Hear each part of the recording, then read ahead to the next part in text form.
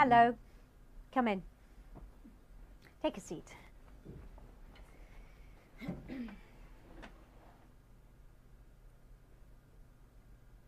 This is the speaking test of the International English Language Testing System, taking place on Saturday the 29th of September at Didtown Centre. Centre number DD783. The candidate is Javier Manuel Rico, and the candidate number is 0004290. The examiner is Carol Kennedy, examiner number 433816. Good morning. My name is Carol Kennedy. Can you please tell me your full name? Yes, I'm Javier Manuel Rico. And what should I call you? You can call me Xavi. Can I see your identification, please, Xavi? Here.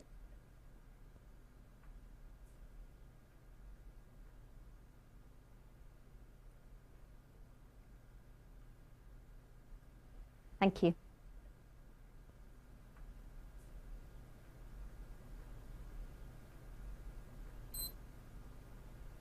Right. In the first part of the interview, I'm going to ask you some questions about yourself. So let's talk about what you do. Do you work or study?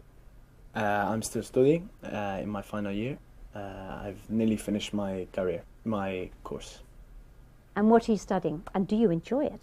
I'm studying law, and yes, I do enjoy it, most aspects of it, but in this final year there is a lot of hard work and a lot of reading, and I cannot say that I enjoy all of this reading, but what I really enjoy is working on case studies. What I mean is discussing cases. I like to exchange ideas with people. So what are your future plans? I want to have a career in law. I have to decide which area to specialize in first, and then maybe study for another 4 or 5 years. I hope to specialize in environmental law, which is the law that businesses use to have to abide by to ensure that their practices do not affect the environment. Let's talk about friendships. How do you spend time with your friends? Like most other people, I think, having a drink or a meal. I play football sala with some old friends. I think it's called five-a-side in this country. There are sometimes 6 or 7 of us. I haven't been able to keep it up, so I'm looking forward to getting back into it. And is there one person you could call your best friend? I would say maybe my girlfriend is my best friend. Although if you ask her, maybe she doesn't say this. But among my male friends, I do not think that I have a friend who is closer than all the others. In Spain, we tend to have a big group of friends. On the weekend, maybe a Friday or Saturday, we will all go out together. Sometimes classmates from school or university, and a big group of guys and girls, 15 to 20 of us, will go out and have a meal or end up in a club or a bar and sing some music. And can you tell me about a friend you remember from your childhood? That is going back a long time. There is a boy that I don't know now, but was a very good childhood friend of mine, was called Hector. We were about 9 or 10 years old, and we did everything together. He was kind of geeky, I guess. I had other friends that I had similar interests with and I did sport with, but I like Hector because he was very different. He used to play with chemistry sets and fix engines and things like this. But then we went on to different secondary schools and we made new friends and we grew apart. Now let's move on to talk about culture. Tell me about something that you feel is special to the culture in your country. I mean, it could be the food or maybe the music or perhaps art and literature. I could talk about any of these things, but give me a moment. I think it's better that I talk about food. I'm very proud of Spanish art and literature, but I think that I know most about food. You could say I'm a food expert. Actually, I think Spanish food could be more recognized. I mean, everybody knows dishes like tortilla and paella, and there are tapas restaurants in every city, but our cuisine is more sophisticated than that. And when everybody comes to Spain, they think that we only ever eat snacks, and when you go for a meal, there are lots of dishes on one table. There are some very good tapas restaurants, but most of them are, how do you say, specialized, not specialized, standardized, because they make the food so that everybody will like it. It's like Italian food or Chinese food. So is there a traditional dish that's associated with your country? I'd say that there are not one traditional dish, but there are many regional dishes that are famous. For example, paradilla is very famous in coastal areas, which is grilled seafood, and a good one will have every kind of fish you can imagine. But if you're in the mountains, you will eat food that is from the mountains, maybe a deer or goat or things like this. But don't think that Spanish food is necessarily just about traditional dishes. Like I say, the best restaurants are the most adventurous. Thank you.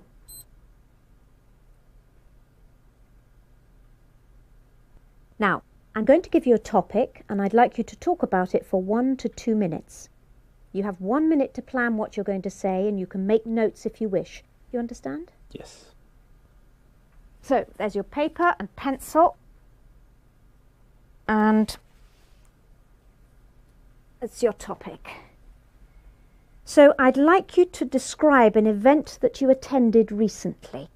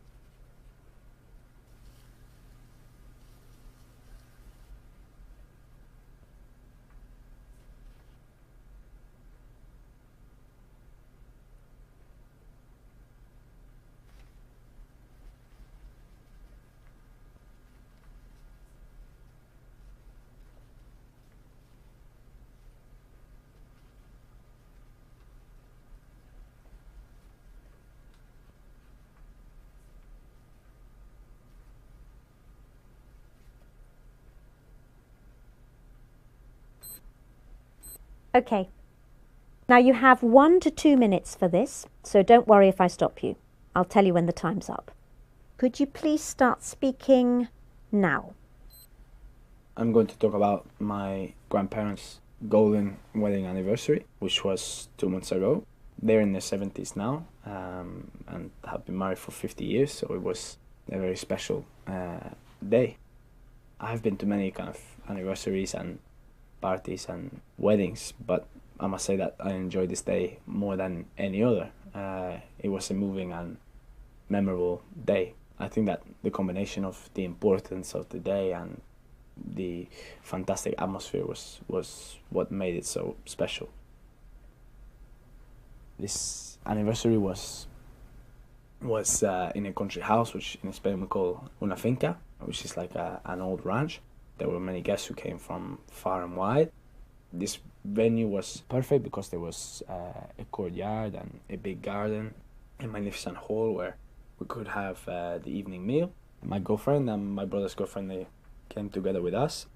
As soon as we arrived with everybody there, my mother, she saw everybody and started to cry. I can tell you that my mother, she cries very easily, and there were plenty more tears on this day. There were musicians playing in the courtyard, like an orchestra with just 4 people, and everybody had a glass of champagne. Now, perhaps the most important thing of this day was the people that I saw there. I saw many uncles and aunts that I had not seen for many years, and many cousins that I had not seen since I was a boy. My mother's brother came from Canada, and one of my grandfather's sisters came from Australia. It was very emotional, and it was wonderful to see my grandparents this happy. The best moment for me was when my grandfather made his speech. He thanked my grandmother for sticking with him all these years, and it was not only my mother crying at this point, I can assure you. He is a very good speaker, and he made everybody laugh as well. And finally, of course, they cut the cake, and everybody came together for the group photo. And, Thank you. So what time did you get to bed that night? I think we were some of the last to leave at around 2 a.m.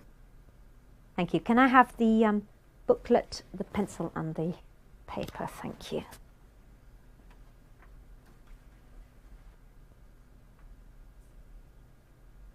Now, you've been telling me about an important event in the past that you attended. Now, in the final 5 minutes of this test, I'd like to ask you some more general questions that are related to this. Let's talk about past events in general. Do you think photographs are the best way to record and remember special events in our lives? That's a really good question, and I mean, of course, photos are a part of our lives now in a way that was not possible in other eras. I read the other day that more photos are taken now than ever before, and I mean, millions or maybe billions of photos every day. It's as if we have to take a photo to prove that something happened. I can understand that. I mean, I think that people want to remember special events and even everyday things too. And personally, I love taking photos when I go places and see my friends. And I also love looking at old photos. I think they can provide an insight into the past as well. Why do you think that? I think that they can be very powerful and remind us of special places and people, and even remind us what we were doing this day or how we can be feeling in this moment. They are also a record of our lives visually, and for example, photos of you as a baby and then as a child, and that thing is an incredible thing, like a diary. I think it can act as a trigger for memory as well. What about written records? Can they also encourage us to remember past events? Written records? By written records, do you mean writing things down like diaries or letters? Yes. Well, yes, I think that writing things down can definitely help us to remember the past, but also the reality is that people no longer write things down in the same way, like long letters or diaries. Some people do, but I think that we have less time and patience nowadays, and writing is more of a luxury, I suppose. In fact, I cannot remember the last time that I put pen to paper, apart from this exam. I think I can just about stretch to a postcard. However, my mom tells me that she kept a daily diary throughout her childhood, recording everything that she did. She wrote lots and lots during the school holidays especially, and I like the idea of doing that, but I know that I would never get around to actually sitting down and putting my thoughts on a page. And which do you think is better, recording important moments by taking photographs or by writing them down? Well, I'm not sure that I can come down on one side or the other. Though on balance, I would say that visual image is more powerful. I'm trying to think of a good example here. There are so many famous photos that capture a moment in time, but one particular photo stands out for me is the image of the wall coming down in Berlin, in Germany in 1989. When you look at the photos, you can imagine the place and the time and the moment very, very clearly. And I think it's amazing that one image can do that. Some people think that it's more important to be concerned about events in the future than events in the past. What do you think? I'm not sure that I can agree with that, because I do not believe we can make sense of the future unless we understand what happened in the past. Why do you say that? Well, in Spain we are very proud of our culture and identity, and I'm sure that that is true for many people across the world. Maybe that's why so many people spend a lot of time researching back into their family history. I know that from traveling around to other countries like the UK, how important history is and how important celebrating the past is. It enables people to understand where they came from and where they are going. So in that sense, the past and the future are linked. So we cannot forget the past, even if we do want to concentrate on the future. Thank you very much. That's the end of the speaking test. Thank you.